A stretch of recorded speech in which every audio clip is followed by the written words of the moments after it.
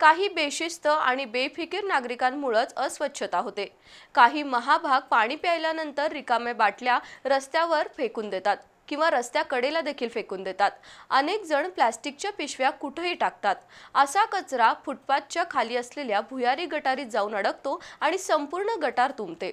आज महापालिकेच्या आरोग्य विभागानं जेसीबीच्या सहाय्यानं न्यायालयाच्या इमारतीसमोरील चेंबर उखडला। त्यावेळी एका चेंबरमधून चक्क 2 ट्रॉली भरेल इतक्या प्लास्टिक बाटल्या निघाल्या।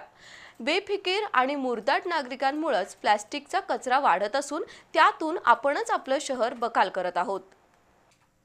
कोल्हापूर शहरातील अनेक रस्त्यांखाली भुयारी गटारी आहेत।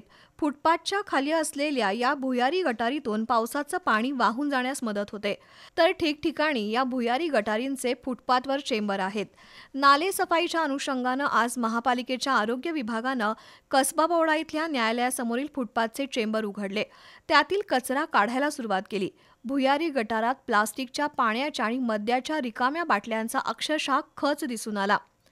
मनुष्यबळाद्वारे इतका प्रचंड कचरा बाहेर काढणं शक्य नव्हतं, त्यामुळे जेसीबी मागवण्यात आला।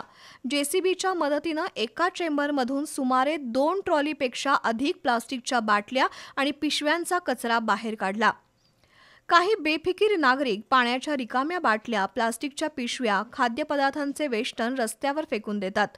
प्लास्टिकचा हा कचरा वाऱ्यामुळे गटारीत जातो, त्यामुळे कोल्हापूर शहरातील अनेक भागात ड्रेनेज आणि भुयारी गटारी तुंबत आहेत।